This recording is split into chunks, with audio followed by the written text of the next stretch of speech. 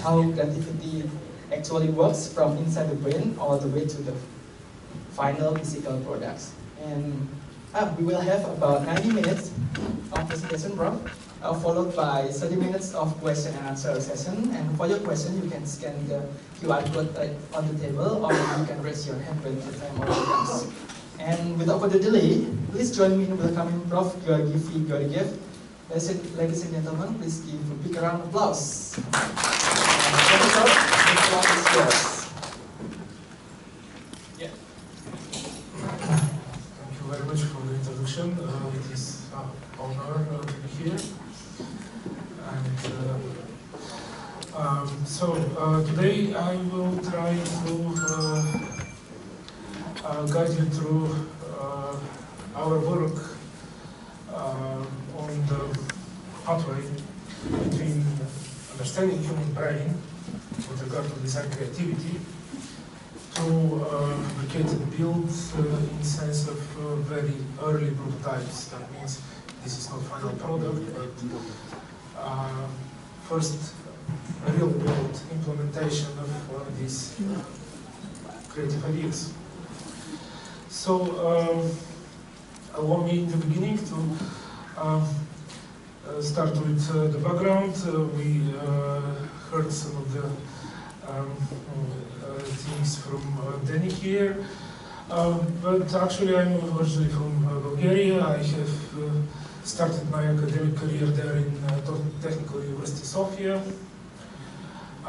where I had actually 2 master degrees. One is in mechanical engineering, one is in visual communication design, which was proven to be helpful in the longer run.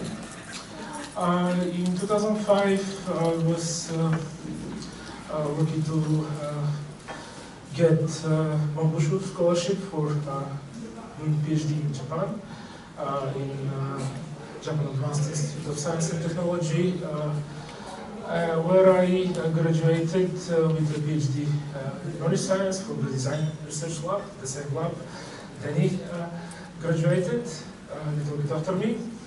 And that was the start of my research and passion on the topic of design creativity. This is slightly different than general creativity, and I'll try to emphasize this later on in my talk.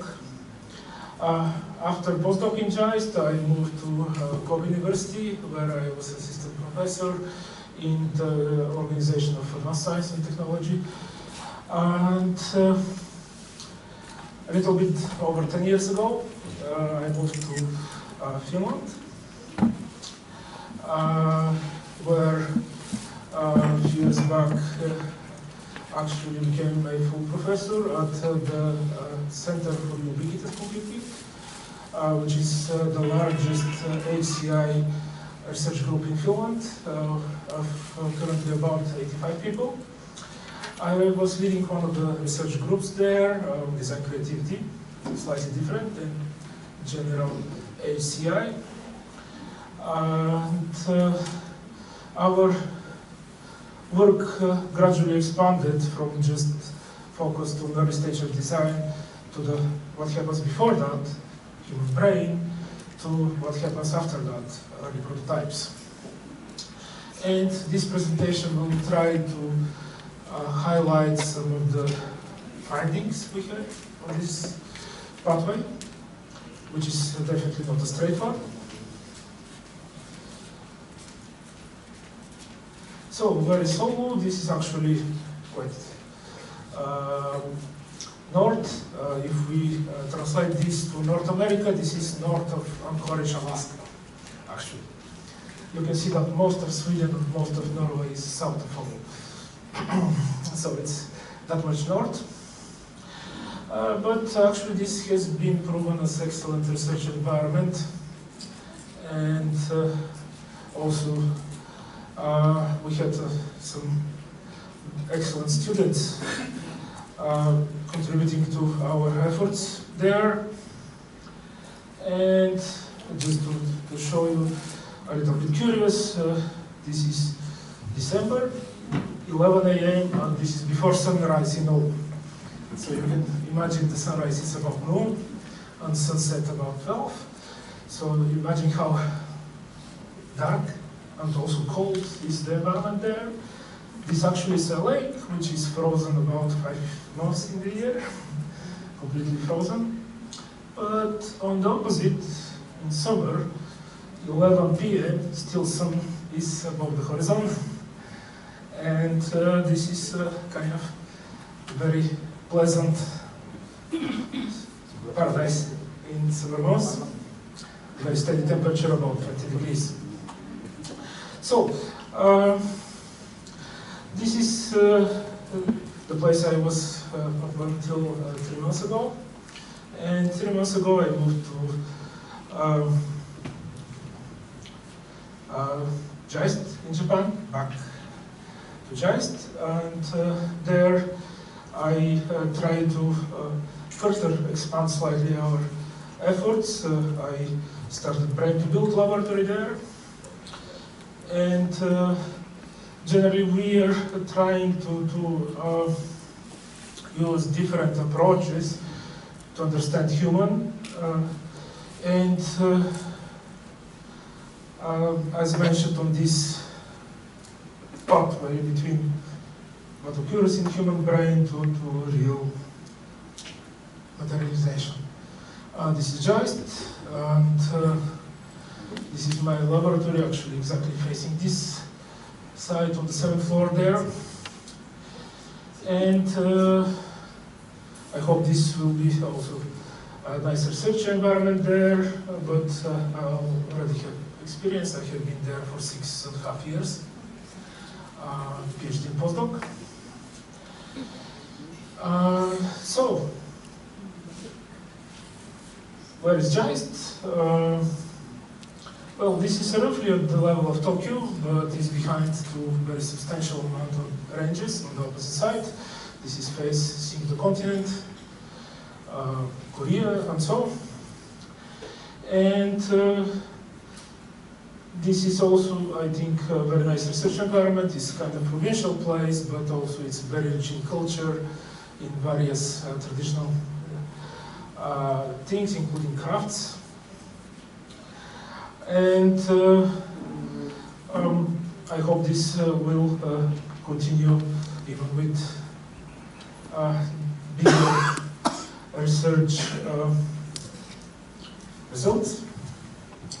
Okay, so during this presentation, in order to avoid being very boring, I will put some intermediate question slides, like this one.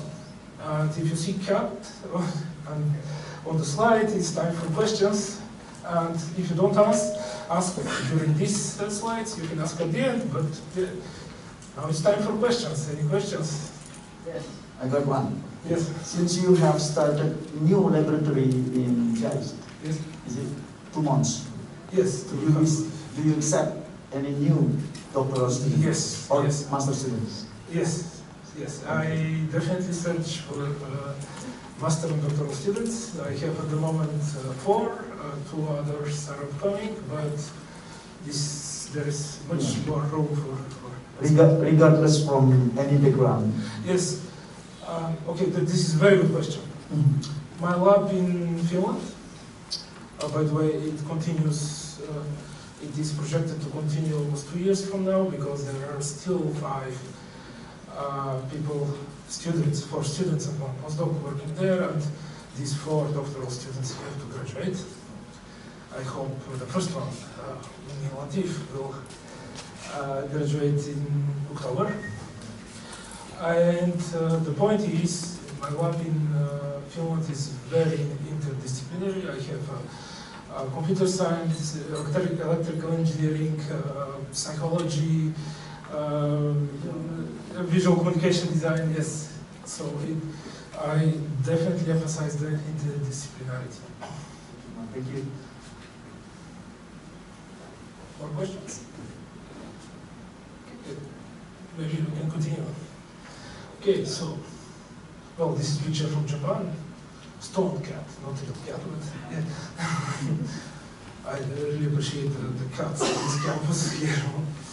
Okay, so without going into the details, our main focus is to understand and support or enhance various things we observe on this pathway between the human brain activity with regard to ideation, creative ideation, design, and early prototypes. So we are definitely not focused on product design, because these are early materialization of ideas. But these are can be seen as feasibility prototypes. That means this is the way the idea comes to materiality, and various things can be understood from this initial materialization of ideas. And by the way, many of these studies which I mentioned are not with designers, they are with people who are not deliberately trained in design, but we are trying to understand the fundamental human capability with regard to these aspects. So,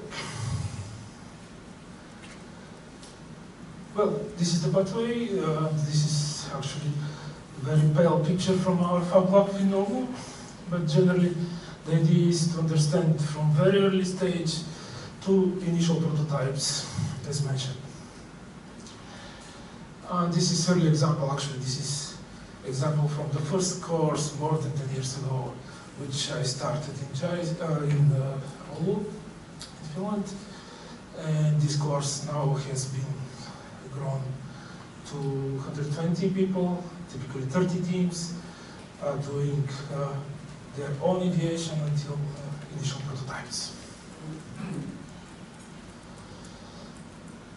Okay, so generally, these are very roughly 5 topics we are trying to cover in our endeavors. They are not necessarily consequent ones. There are multiple connections between them, and if you try to put it in consequence, the initial one would be this one, and the final one this one, but then there are so many interconnections there that it's very difficult to put together in a line, and that's why in a circle, and trying to see some overlaps there.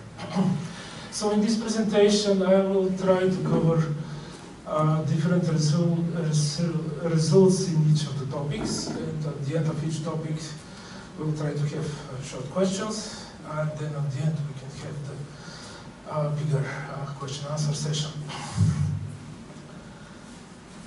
Okay, so because this often is a matter of consideration, many of these topics connect to different sustainable development goals, and we can see that many of these are related to education, to responsible consumption, to sustainability, community partnerships, and also industry.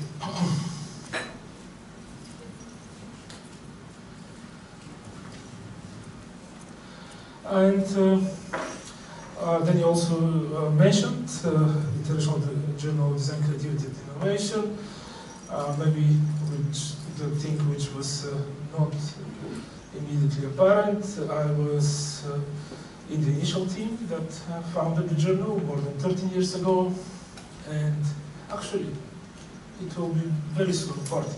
But yeah, so I have a lot of experience with building, growing this journal.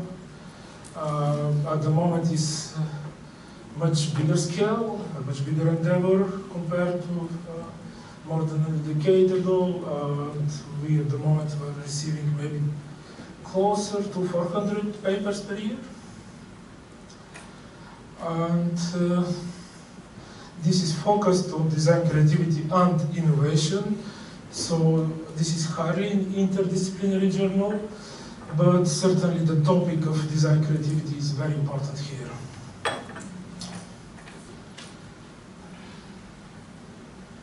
Okay, so this is the first general category. I'll try to give various examples in this category. Compared to the lecture last week, there are several new examples which were not there, because here I will try to focus on outcomes, on results, why this matters in terms of results compared to methodological insights, how to address research questions. So, very generic slide, the first slide of this sequence, but generally in this category there are various approaches we try to apply, from very basic integration of, for example, AI tools in classic idea generation methods, well-known methods such as, for example, brainwriting or fishbone method or collaborative sketching method or so, like in this example. Because this is part of our bigger, longer-term effort in the topic. We have various studies which are based on analyzing real design conversations in design education context, initially with semantic networks, but nowadays with other tools, and translating this into other insights. But basically, these kind of networks are used to understand something with regard to the naturally occurring design studio conversation between instructor and student, typically, and how this matters in terms of creativity. And later, actually, in this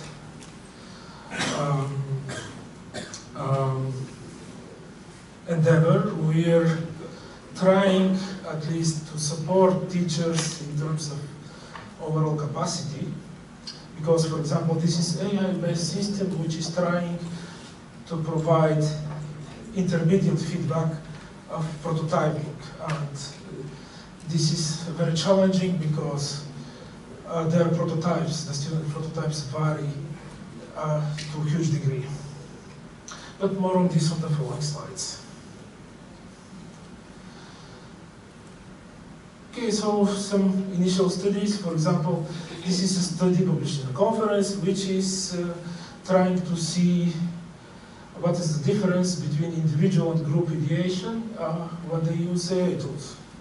This is fairly unstructured one, fairly flexible, but we can see that novelty, for example, as a finding here, is that this novelty is higher in group ideation when they use AI tools, but the workability is higher in individual ideation when they use AI tools.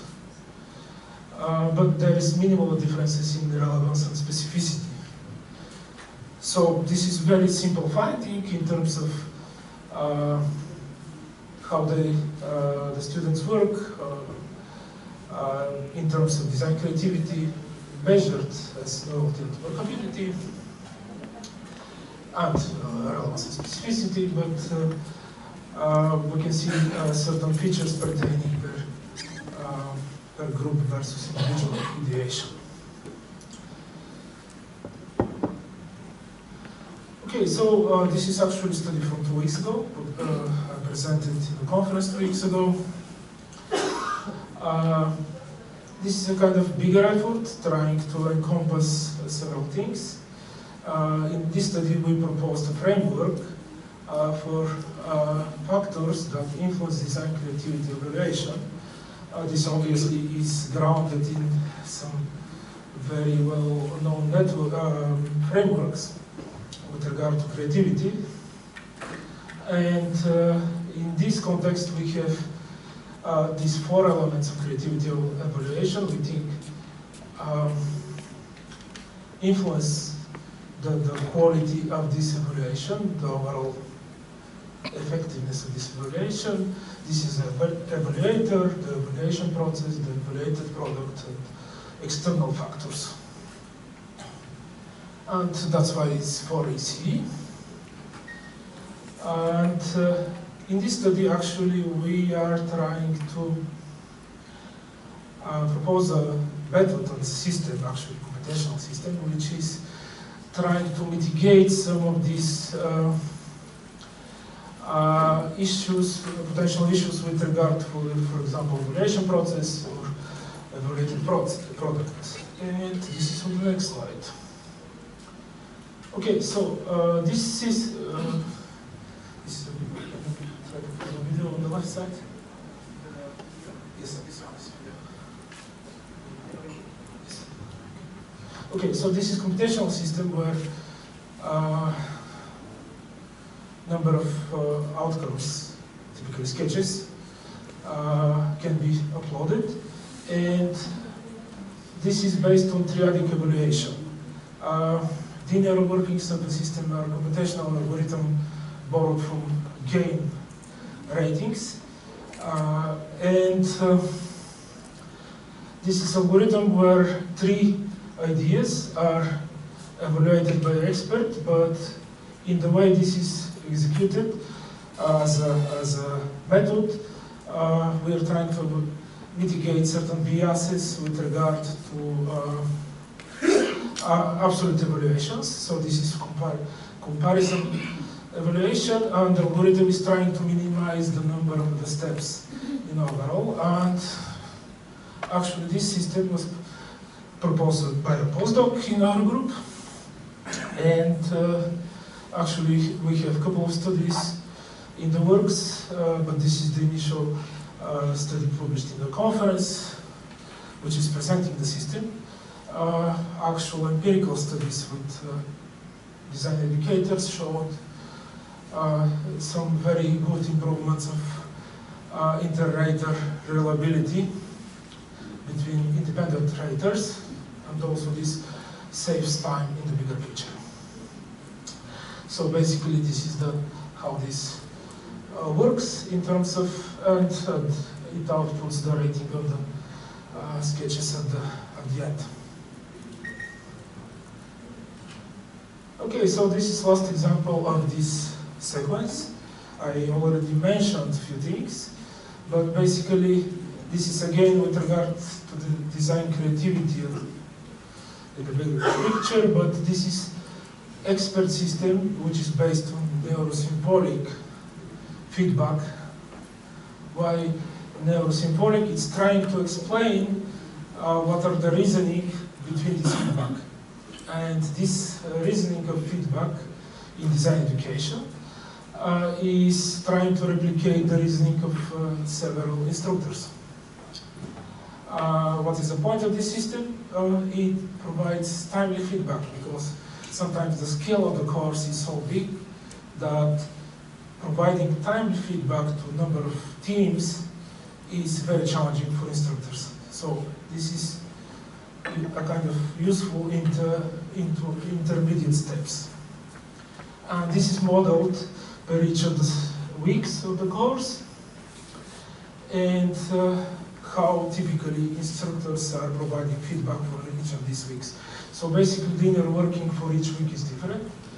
It uses 3 different models and tries to provide feedback, multimodal input-based feedback. That means students submit their documentation, pictures, videos, and then these are analyzed, and feedback arrives in less than a minute, based on 3 different models. And most importantly, it is trying to provide the reasoning why this is in such way. And certainly, I will show this course later on, but this is very flexible course in terms of what can they do in terms of prototypes, and that is a real challenge for creation of such system, because there is no specific task. This is open-ended project-based learning. Okay, so cats, questions? Yes?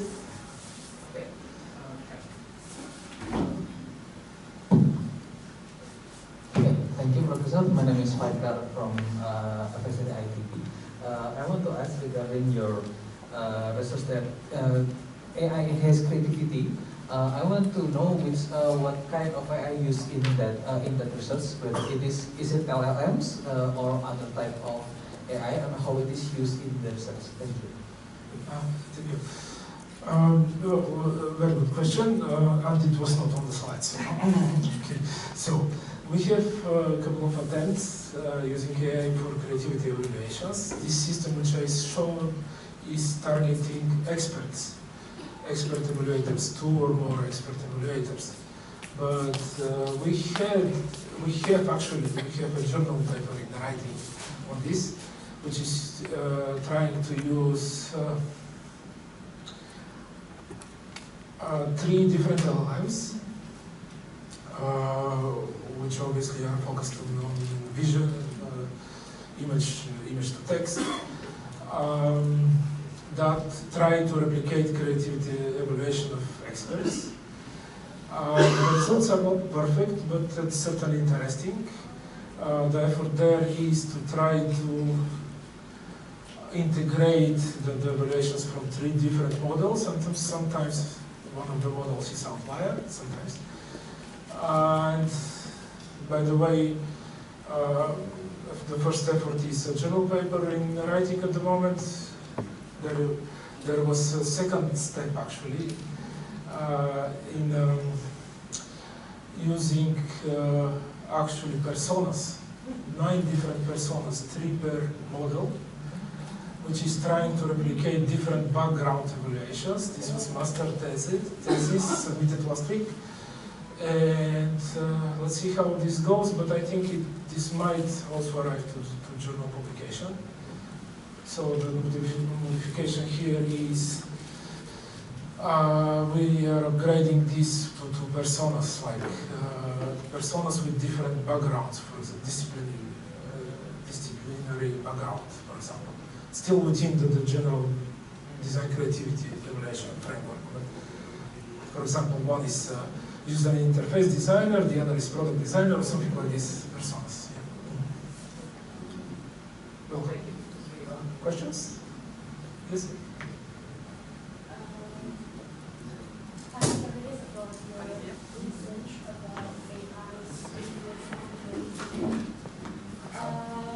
How long did you experiment that research? Okay, so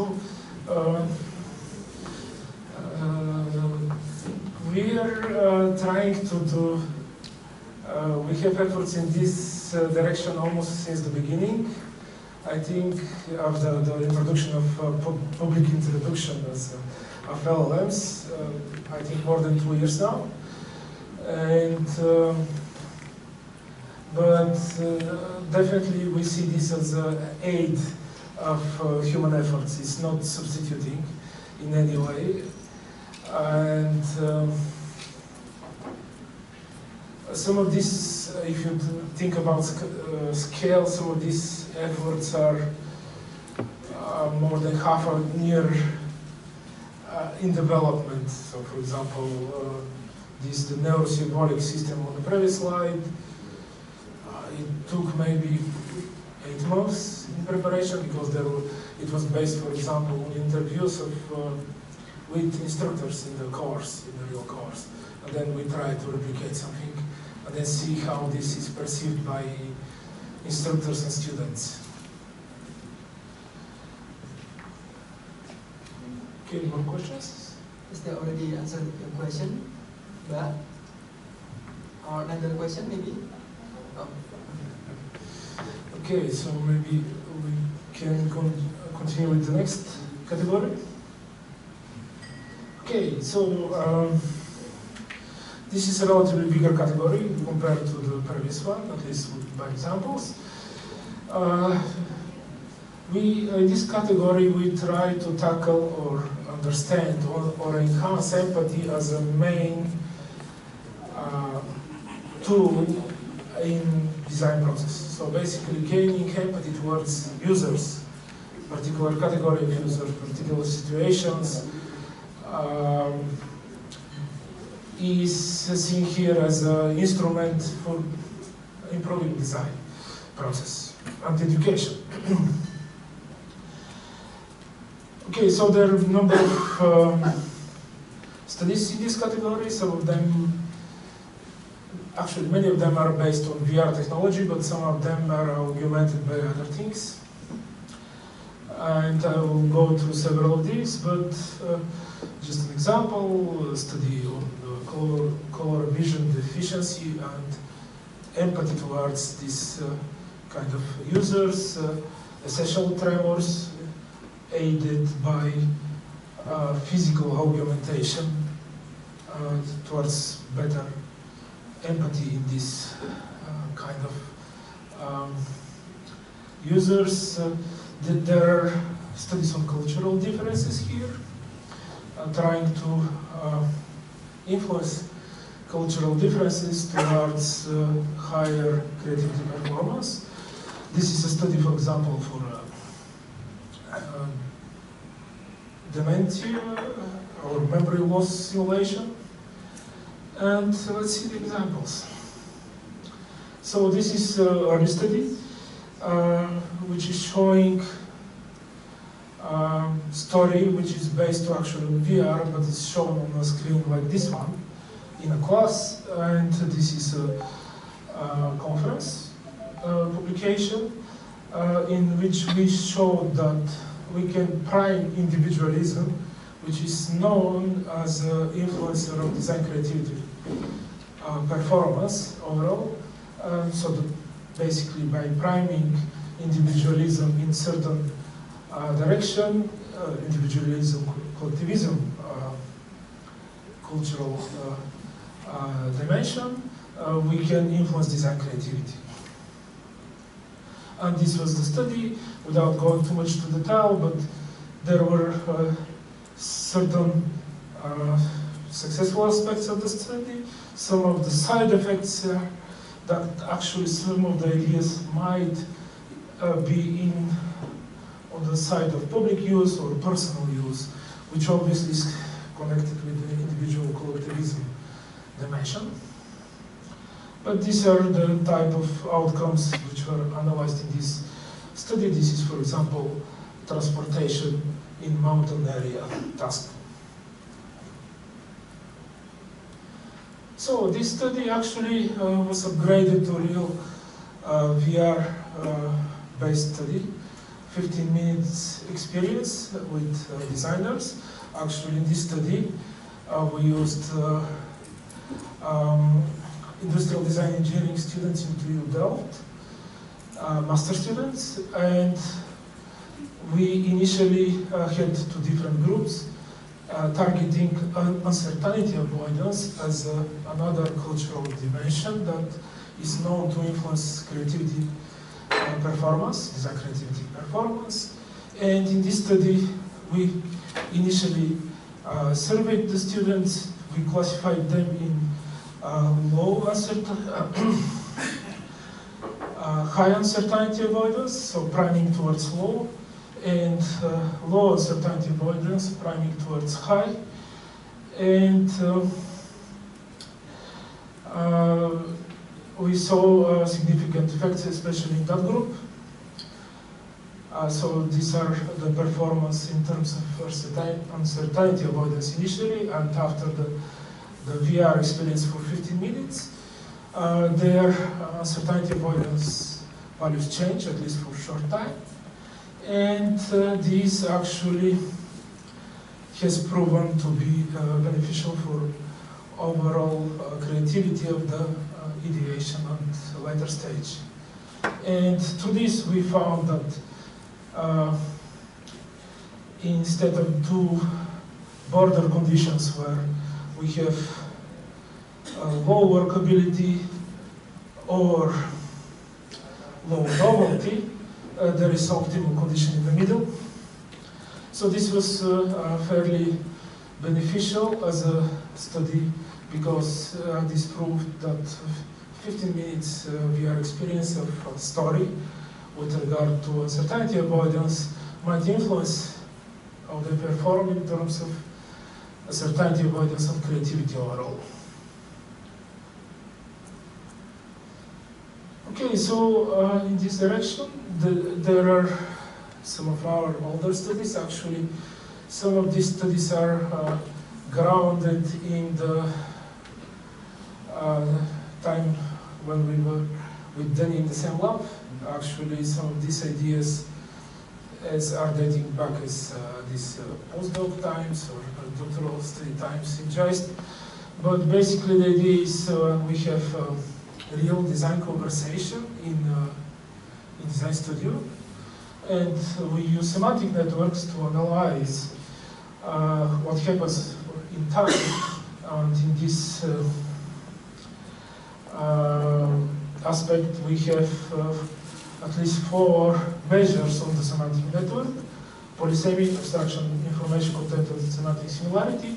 And they actually are capable to predict the creativity of the outcomes at the end. So basically, feature of the conversation in Design Studio influences what is at the end.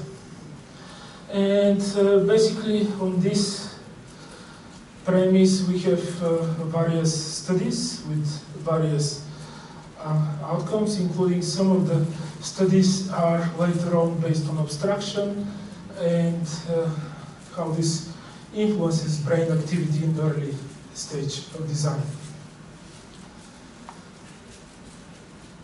And by the way, this is extraction of the conversation in Purdue University, US. This is their designing chair, industrial design, undergraduate. Okay, so other studies in that direction. This is, for example, a study which is based on same data, but it's showing that overall trend can predict the outcomes. This is comparing not creativity, but unsuccessful and successful ideas over time, normalized over the same length from 0 to 1. So that means this takes 30-something conversations together, but the overall trend can predict how successful is a successful idea early on in the conversation. And we use this premise for later studies. These are some of the same parameters. The red one is the abstraction, which we are paying attention later on, but others are, for example, information content. This one, the green here, of another conversation, and semantic similarity, which is the purple one here.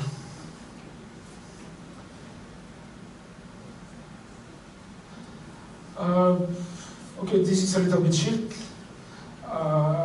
There are a number of practical studies with the simulation in using digital technologies such as VR. And this is another study which we had. Oh, sorry, there is no citation, but this is conference paper a couple of years back. But here we were trying to see how virtual reality experience augmented by digital aroma, digitally controlled aroma, possibly influences their radiation at the end. And digital aroma supplemented has proven to be slightly better than the just VR experience in general ideation task.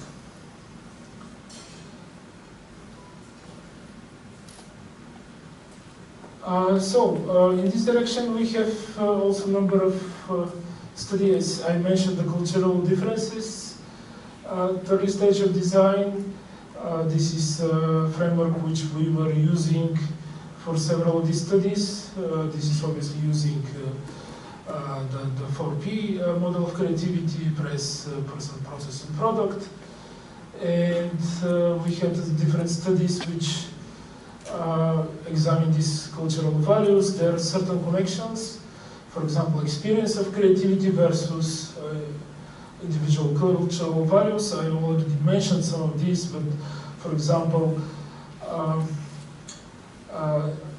we have mentioned individualism, collectivism dimension, and uncertainty about this dimension, but there are also other dimensions which are also connected with experience of creativity here. This is masculinity, femininity, long term, short-term orientation, and power distance.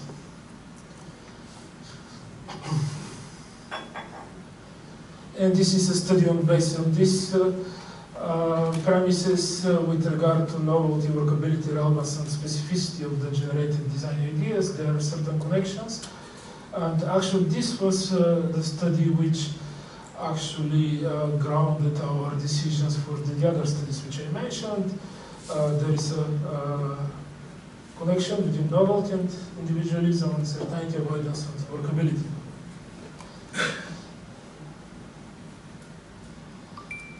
Okay, so these are the main premises of these studies using VR technology, but these kind of virtual reality experiences in very short time actually can prime the cultural differences and enhance creativity. There are a number of possibilities here. Some of them are positive for design creativity, but alter the particular dimension in different direction.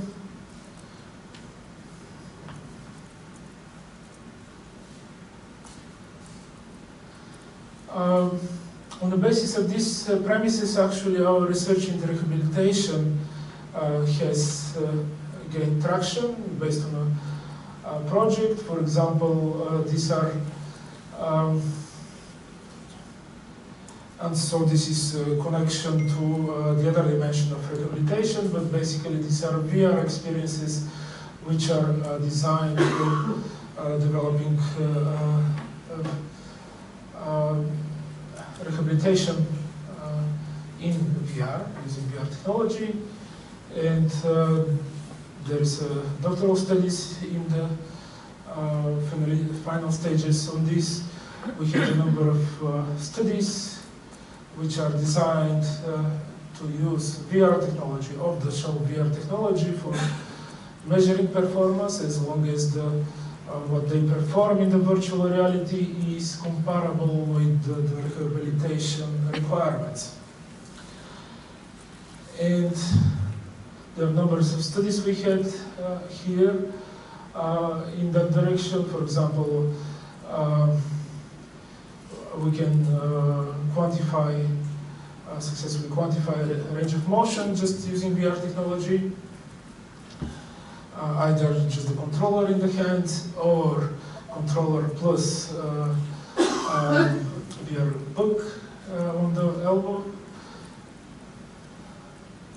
And this is the initial system we have developed for that purpose. This is, for example, quantifying the different rehabilitation movements, and this is how these are detected in the system, and this actually resulted in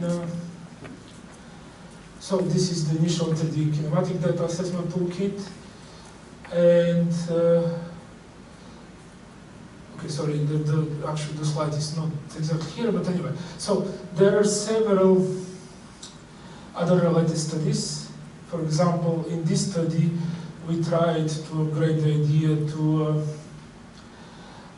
putting the rehabilitation in actual physical object. So basically, the person who is using the impairment can translate this into activities of daily living. For example, using different things in a kitchen environment. And the actual object is used for quantifying the rehabilitation movement. So for example, the grab and the squeeze there. Or this is completely freeing the hands of the user towards rehabilitation. Is using EMG sensors on the hand here and can classify the two main gestures of the hand, flexion and grab gesture here. So this is another study in that direction. So you can see that this kind of VR technology efforts are also translated to a number of studies. And this is another example I mentioned early on the color vision deficiency. This is actually a game designed for non-affected users, where they suddenly experience the color vision deficiency in the virtual environment game. This is sorting game based on 3 colors, and the green and red is very difficult to distinguish. And we are examining how their empathy changes before and after towards this condition, and this has been proven to be successful. We have several studies in that direction, but for example, this is more dynamic game-like study, focused on more engaged immersive experience there. Okay, so questions. This was a little bit chaotic, but questions at this stage? Is there anybody who yeah, please accommodate, please pass the microphone to the participant. Okay, it is to participant.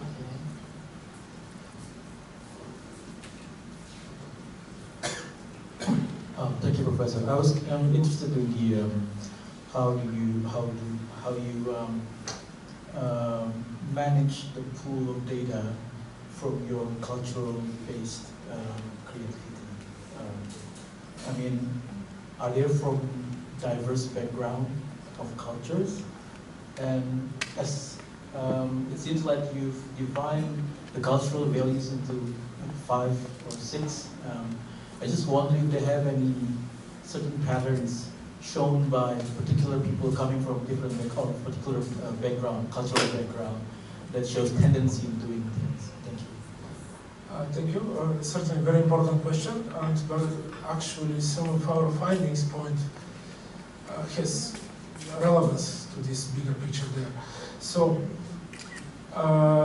these are based on the work of Hofstede, which is fairly famous more in business marketing side.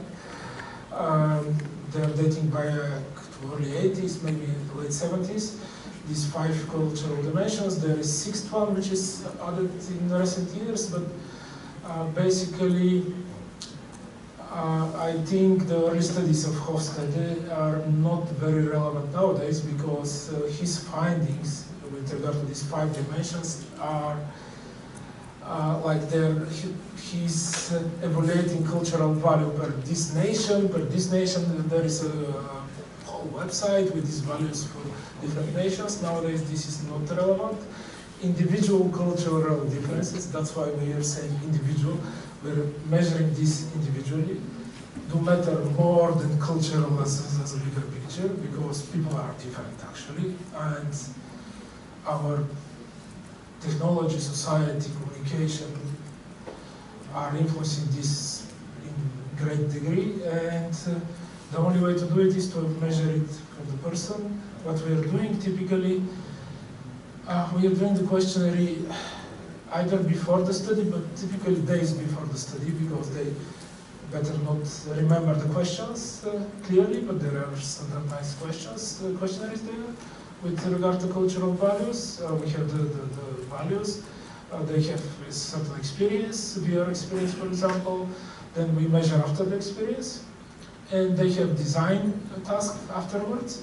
And we measure, for example, creativity. And then we have 3 data streams. One, the initial cultural values.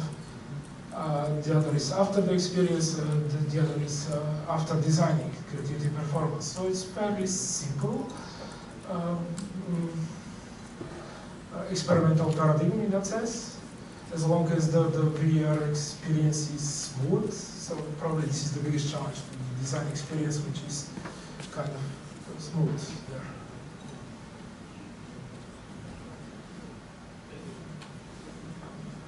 Is there any further question or comments, sir? Already? Okay, Mr. Andy will take another question. Mr. Andy, that one? Yeah.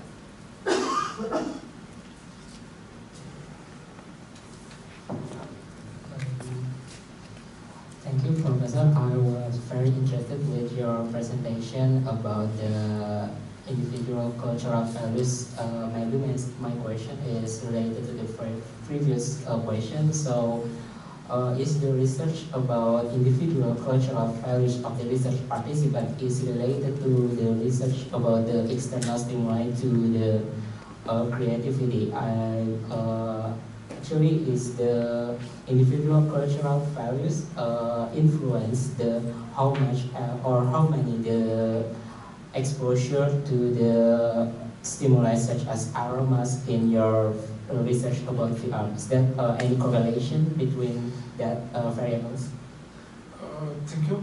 Actually, a very interesting question, and I didn't test it. Actually, we should test it because the studies of the individual cultural differences are just using VR, and the study which I mentioned with the digital aroma is just using the VR and digital aroma. It's not measuring the cultural differences. Well, the aroma has different experimental challenges. Not everybody has high tolerance to various aromas because this is digitally controlled aroma. So intensity can be totally digitally controlled. So for example, you have virtual environment, and when they are moving in the virtual environment, different places, this emits different aroma. For example, you approach a fireplace and it smells like burning smell, and you approach a nature place and smells like grass or something, like forest. But at certain time point, this can be overwhelming because digitally you can change it with quite the intensity. So purely on the experimental paradigm, this is challenging. These are our initial attempts for the digital aroma.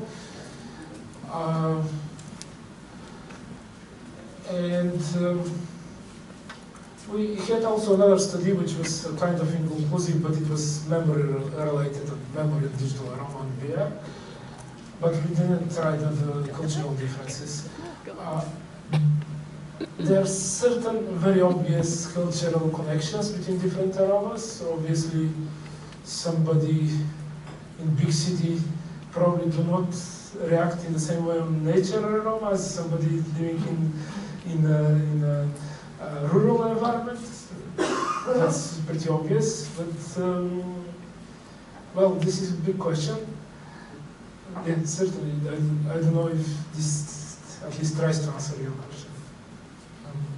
Thank you, Professor. It's actually answered some part of my question, but if I make it clear, so is it any correlation or is it related to the participant past experience with certain types of aromas during their lifetime? We didn't check that actually, the past experience with the aroma. But certainly there is a questionnaire which is testing general sensitivity towards aroma. If somebody is declaring that it's too sensitive, we are excluding these kind of participants. But also depends on what kind of aromas are used. So for example, this device can emit up to 6 aromas at the same time with different control pattern. But certainly mixing too much might be too overwhelming for the senses. But many of these questions are actually open questions. We didn't test it. Thank you for listening. Thanks. Okay, is there any next question? Please, yeah. Is there any discuss the microphone? Hello, Prof. Georgiev. Thank you very much for the inspiring presentations. I'm Edita, and I'm currently studying about physiological responses towards design stimuli. And I'm really interested with your presentations that you also studied about the creativity, and you use many VR for this. And I would like to know whether how about the physiological response, like the relaxation state? Is it can it be the probabilistic index for us to see how For example, we need certain amount of stress, like the sympathetic nervous system. We need that to be focused. Or in the case of creativity, which one do you need most, like the parasympathetic or the sympathetic nervous system, or what do you think about it? Also, yeah, thank you. Also, if we want to measure in the VR setup, how much do you think that it can resemble the actual stimuli in the environment? Thank you, Okay. Thank you. Actually, actually, some of the later slides I will try to answer at least partially some of the things, but well, in design creativity is known that kind of constraints stimulate creativity. That means if the person is too comfortable, probably it's not that much creative. But these are just hypotheses. We didn't test physiological data in the sense of, I don't know, heart rate variability or galvanic skin conductance, but in these studies, but later studies you'll see brain activity. The main premise there is higher activation is beneficial for creativity. There are certain evidence in the opposite direction. For example, lower connectivity means more focus in the brain. That means higher creativity, but certainly this is a very complex topic there, and while I don't have data for particular physiological sympathetic nervous system or so, at least in our attempt is to see the bigger picture in the brain, what happens. This is a little bit helps in that direction. Yeah, that's probably not answering your question, but at least in some direction there. But certainly this is very promising direction to explore in research. Yeah.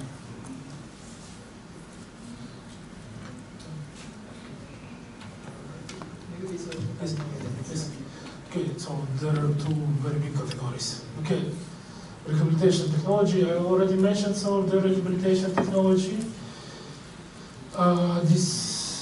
These are directions which I mentioned. We actually had a chance in a bigger project to have real patients. For example, this is after stroke therapy in a real clinic in Cyprus. This is the actual toolkit at the end which I mentioned, using VR off-the-shelf technology to quantify rehabilitation movements.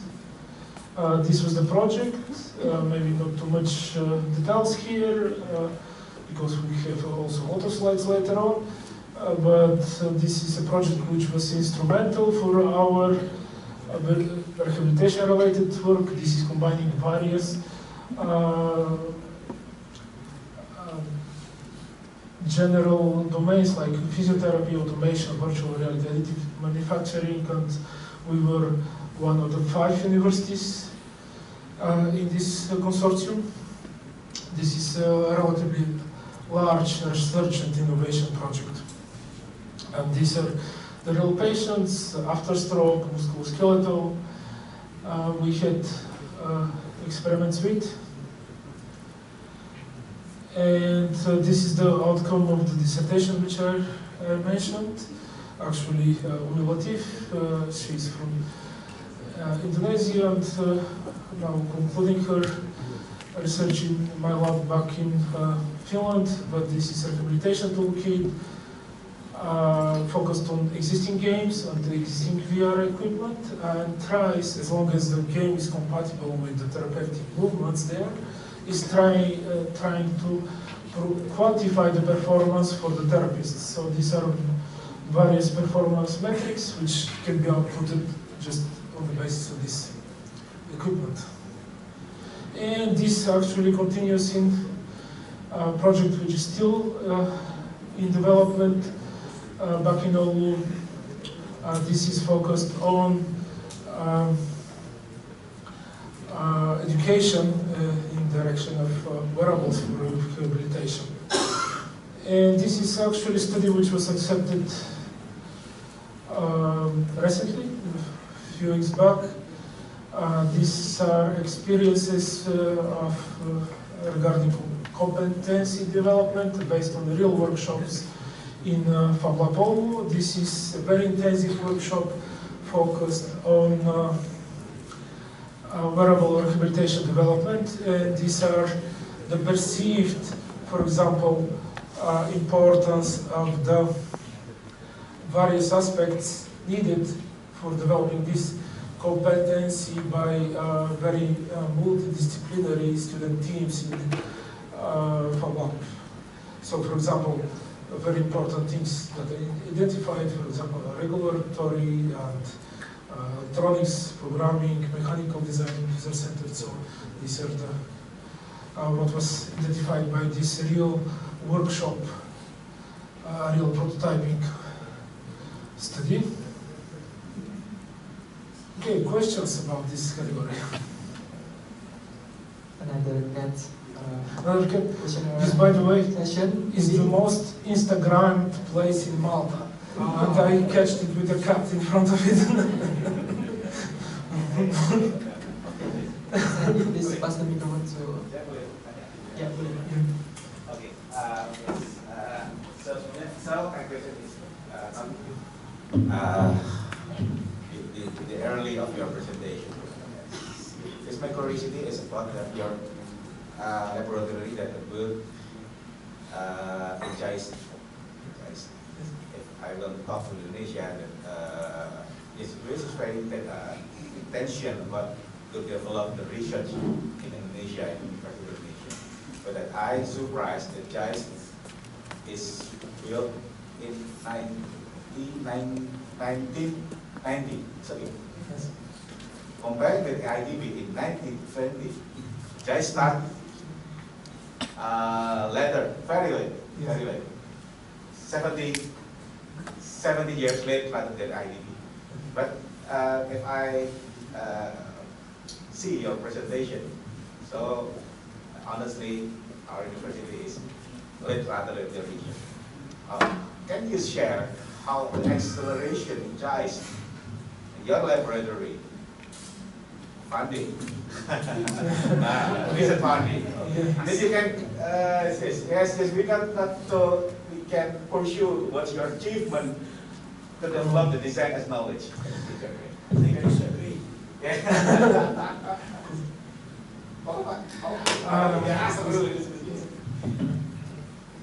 I disagree. ITB is the first real university in Indonesia.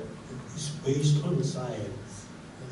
But I'm not talking about all of the ITB matters, but I will talk about the FSRD itself, the art school itself. The art school itself was built in 1947 as to interface with technical universities, and our base of education is based on the other sides of,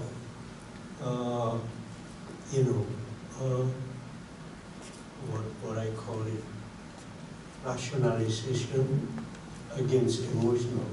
See? So when the architecture department was built in IDB in 1950 something 50, it was before that the professors thought that it needs aesthetics at IDB. So aesthetic comes first, is to give the to give the strength of what is essentially about design first, because design needs aesthetic. So that's why when we build design, I'm actually, well, I'm now 87 and was also another case study. Yeah, design at IDB introduced, as I don't know whether you are familiar with the term qualia. No? Qualia is actually just emerged when AI getting very famous. That's AI used the terms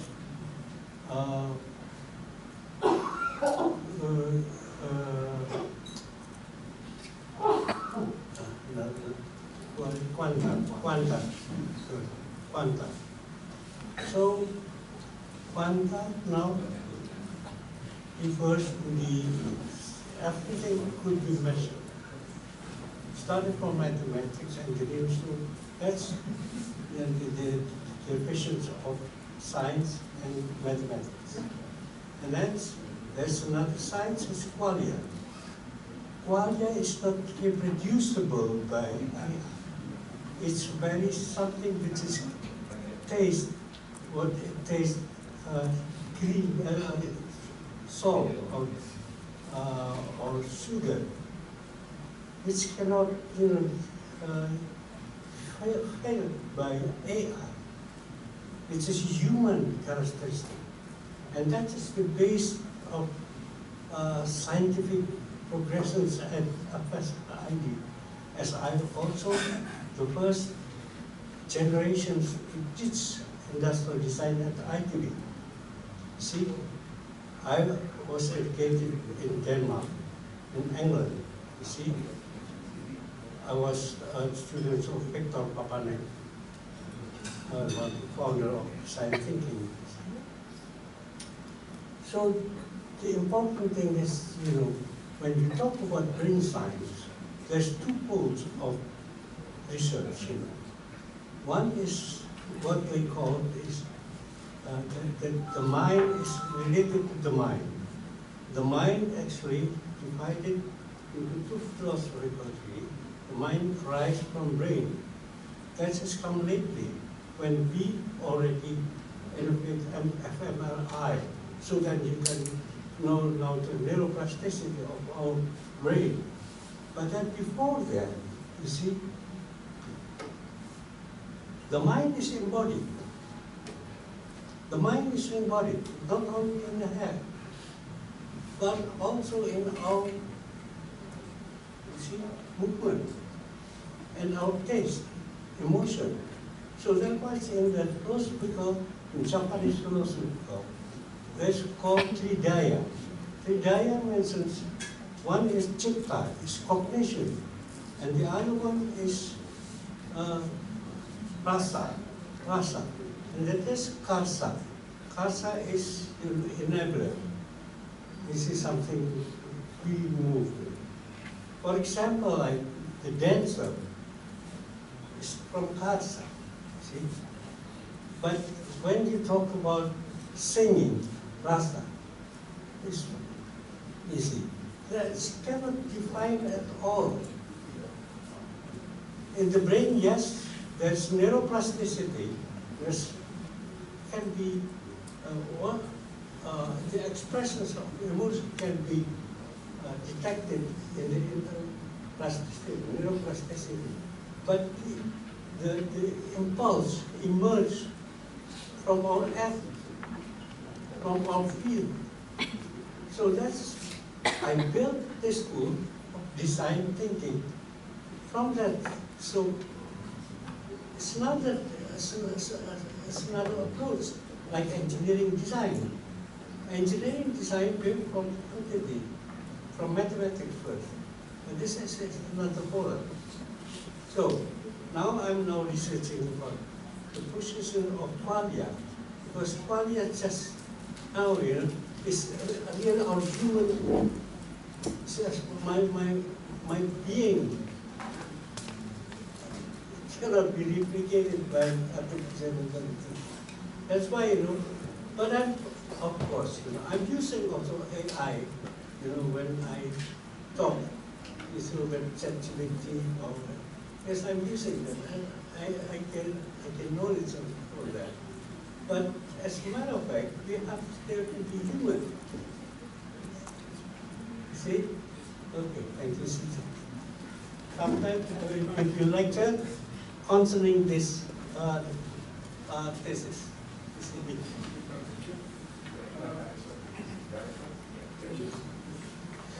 Yes, so certainly I'm definitely not thinking the quantitative research is the only way to go. That's not the case. And because your question actually, people do matter. People do matter. People. Well, people and motivation do matter, and it can be done anywhere. And I am actually amazed how good students you have here. And I definitely want some students to come to my lab in JAIST. And don't think about something is better than others. People do matter. People, motivation, and as long as you can create motivation doing this, yes.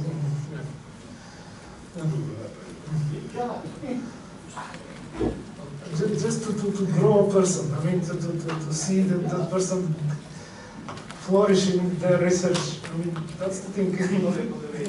Yes. Yes. Yes. Okay, so neurocognition. So just a few slides, but I'll try to do.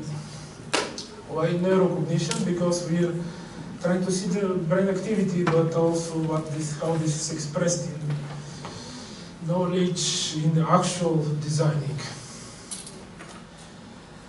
And neurocognition, design creativity. Okay, so the initial slide. We actually, maybe I can play this. Yeah. Actually, we're working for a few years on this, and the main premise here is we are trying to replicate design education. We are not looking only to students. We are having experiments with student sequence, but also with teacher, with instructor. So, for example, and this is the way. In this case, for example, we have created stimuli, but in other cases, in very similar way, we have created initial feedback, which is delivered by the instructor, considering this initial feedback, but then we're seeing how this influences both brain activity, but also behavior of the student. And I mentioned abstract. These are findings which we had from previous studies using semantic networks on real conversations, and we are trying to test how abstract baseline concrete are influencing design creativity. This is the initial study, which was just stimuli, but we have a very similar study when we have a real instructor delivering abstract or concrete feedback. And we try to see what is happening in a student brain in this case. This initial study, for example, is showing that abstract stimuli is activating the brain in this area to a higher level, and also results in higher novelty and surprise with regard to the generated ideas. This actually is from the study with the instructor. We are comparing abstract and concrete influence on, this is EEG-based study, on novelty, surprise, general creativity, and usefulness. And we have very different patterns with regard to abstract, which is triggering novelty, surprise, and general creativity, but concrete is triggering usefulness in higher activity and influencing positively usefulness in this area. But in later slides, a little bit more. Oh, sorry. This is systematic review of the design of neurocognition research. Maybe I can skip this because it's maybe too boring in this context. This is how we do, for example, instructor studies. We had a study where we had a student and instructor, and we are trying to examine what is happening in the student brain before, during feedback, and after feedback. But this is inter-brain synchronization FNIR study, which is trying to see the instructor and student. And for example, this one is triangulating semantic stimuli in terms of different level of abstraction, design creativity, and brain activities in this sequence. And we had very deliberately created semantic stimuli with different levels of abstraction, and you saw actually in the video that the more abstract stimuli are triggering higher brain activity, but also higher novelty and higher surprise. And this is based on EEG, but it's calculating the sources in the brain based on computational techniques, using voxels, and it's trying to identify the sources of these signals. This is based on 64 electrode system. And this is one of the early studies. We have several follow-up studies. I mentioned actually there was a question. I mentioned, for example, another study was showing that after feedback, the brain activity of the student is more higher but less connected. That means there are more focused areas in the brain. Oops. Okay, this was short, but real cats. Is there okay?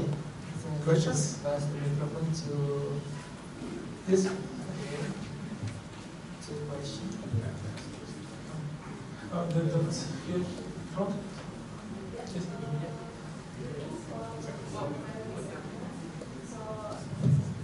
It's about the previous section, rehabilitation technology and healthcare project using VR. How do you select the appropriate respondents for this project?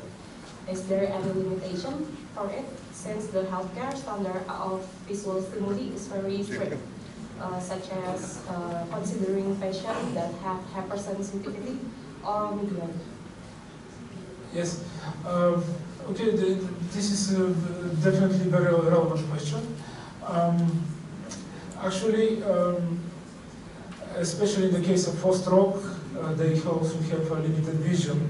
That means it's possible one side to be with limited vision. And we had the case of post-stroke rehabilitation. Certainly, all the requirements or standards should be obeyed during this kind of application cases or experimentation. But especially in the case of musculoskeletal injuries, we have found that there is a huge difference between how long they are engaged with the training.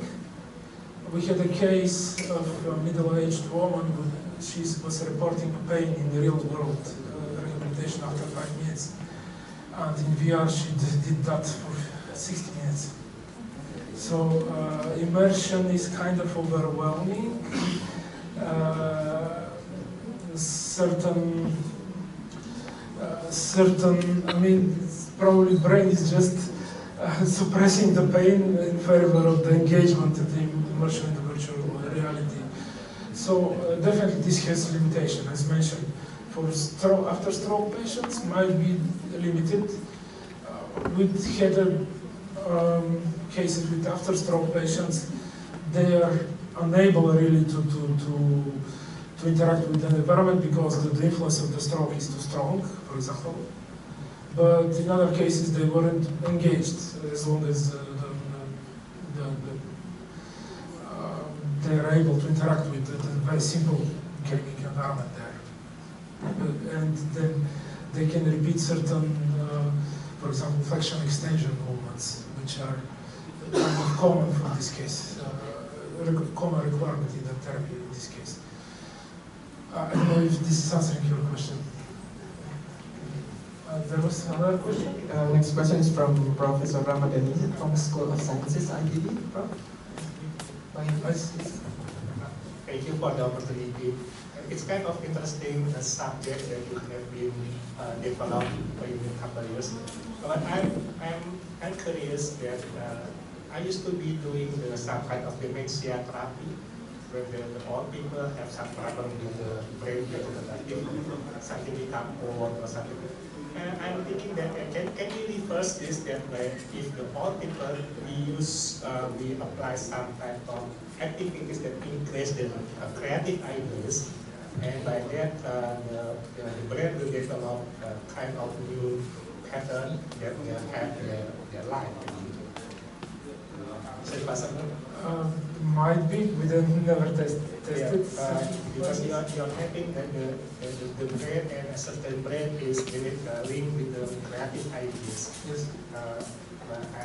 I used to be doing the planting, the therapy, that when all people with the stroke, dementia, Parkinson have some activities that require the creative ideas, for example, arranging flowers, and then in a couple of weeks they develop a better life. Actually, they can recover some of their activities. And then when I saw what has been done,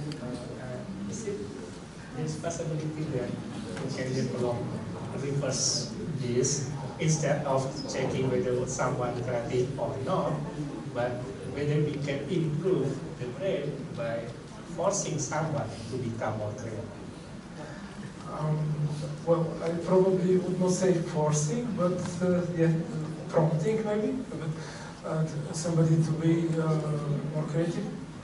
I would speculate this is very good perspective for the research, but we never tried anything. Let me adding to what Professor Rama said. Commonly, these subject participants that involved in your research are age of youngsters and productive. So, is wondering from older generations, have you ever researched on that matter? And yeah, it is really curious that to consider the difference creativity between those with the productive age and the older generation. Well, I would speculate that this is very good research topic, but I mean, we never tried.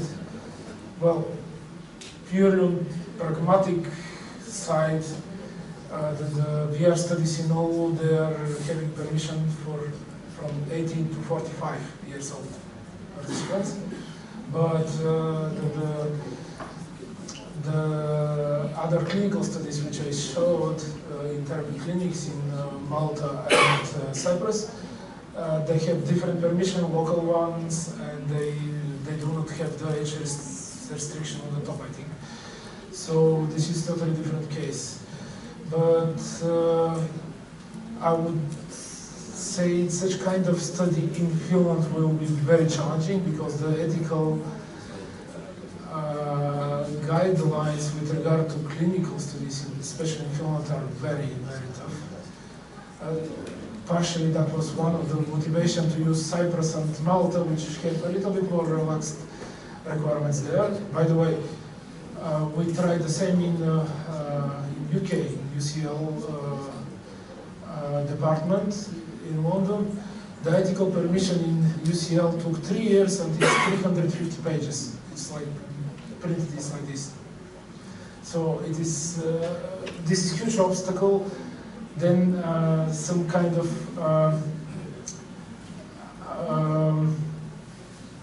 enhancement-oriented studies in these cases, I would say. For example, in UK, we never had the chance to engage with patients despite the ethical permission, because this arrived too late, and it was about dystonia, which is typically a condition by birth. This movement, random movement, to say so, type of condition, and it was too challenging, just too challenging in the whole picture there. But this is very, very interesting topic, and I would say maybe it's a good ground for research proposal for trying to implement some of these premises to people with memory-related conditions, and so hope this answers. Yes. So I think what develop the ideas probably become much more studied. I'm not the brain guy, I'm just a biology guy. I don't understand how brain work or but that's what my curiosity, because I've done some studies, some activities. Since the older people has become more increasing in numbers, and also they have more power, financial power, which is if you can develop some kind of activities that can improve their life, is probably this kind of mistake. Since we only thinking about using drugs or something that's a physical activities, I haven't known about teaching this young generation about how to painting or do something like that. And probably, maybe we can have some kind of intention to have some kind of brain derivative in this generation. Just this great ideas that you from ideas. Maybe next. Thank you.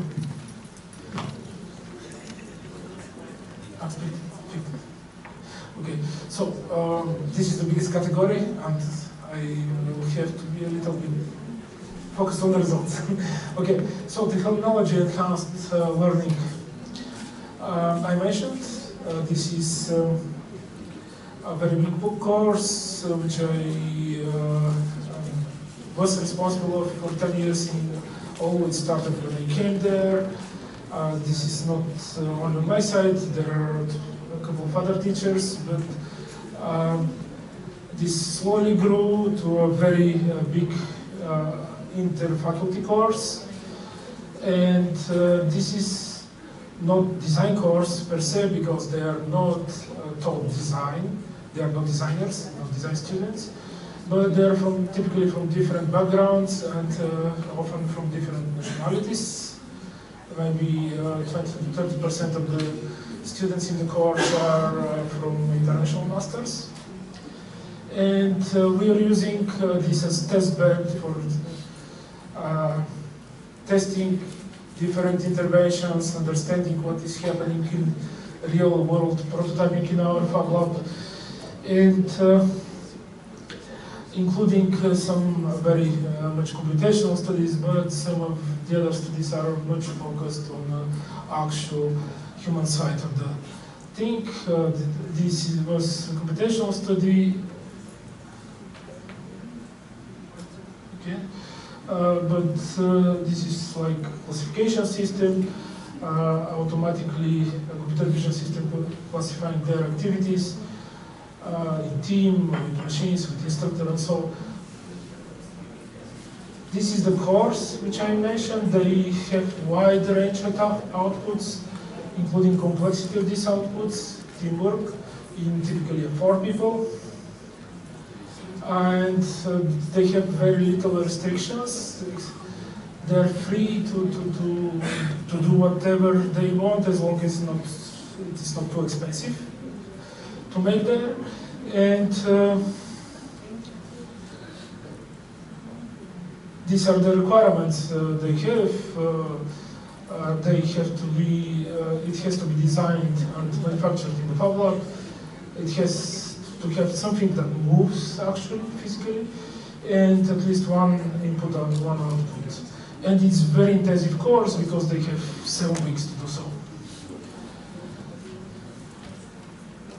And these are the main topics which are focused there, like for example 2D design, 3D design, electronics programming, but these are on the practical side. They are not taught design thinking or something like this. They are taught how to use these tools to output their idea in physical world. So you can see the various things like 3D printing, electronics, laser cutting here, and so electronic simulation. And we are also looking into various aspects there, for example, skills, confidence, motivation, enjoyment in this context. And these are the more or less the standard tools they're using in our Fab Lab. In Oulu, probably one strong aspect, there is a lot of electronic prototyping there, so various electronics can be realized there, but also 3D printing, laser cutting softwares, and so. So these are early attempts to analyze and understand support prototyping. For example, this was prototype capturing system, which was connected to a blog, so they can upload the pictures from the system with a rotating table.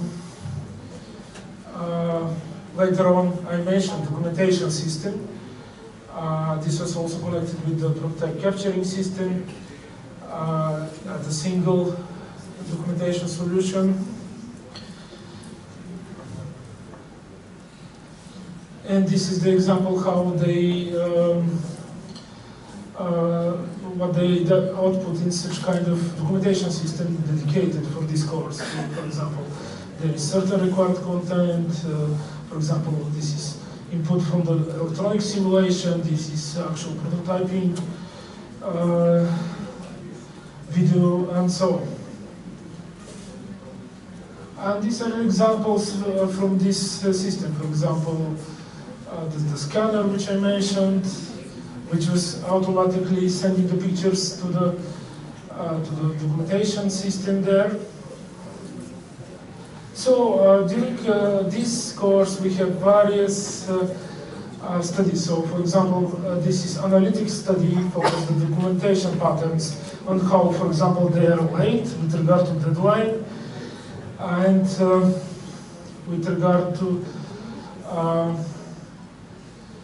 submission time. For example, another interesting study was that we had the students reporting that their perceived skills and confidence were high with all different categories of tools and technologies used, but their motivation and enjoyment was not significantly increased in this course. We had a study on prototyping realization analytics. That means what they use in their prototypes with regard and what are their considerations. For example, there are major parts which are consideration of housing, but aesthetic probably is not much considered. And we have a lot of laser cut parts, 3D printed parts, and some off-the-shelf parts used in these prototypes. In the same course, we had also sustainability intervention. That means the various sustainability requirements were tested in the course. Also, in relation to this course, we had a systematic study published in a journal where we identified various interventions which are relevant for this kind of learning environment. For example, pedagogy, student-centered learning, interdisciplinary collaboration, blending of the various activities, physical and social environment, not limiting the imagination, and also use of particular tools there. In line with this, we have seen also the intersection of creativity, teamwork, motivation, enjoyment, confidence in this course, but also changes in creativity. You can see the typical prototypes they might have in single issue of the course. Another more recent study, we had examined the roles in this they're taking in their team with regard to the performance, and we have found, for example, that various teamwork quality aspects are related to team performance and team member success. And this is from the analytics study which I showed from computer vision.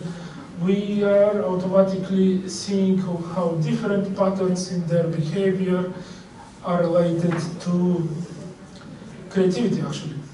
And we can see the different teams, how they perform in terms of individual creativity and individual behavior. Okay, so this is the last slide. Many of these studies are published in good journals. Maybe, at least when I created the slide yesterday, I was surprised that probably this is the most appreciated, because these are fairly good journals overall. And probably we are relatively new in this.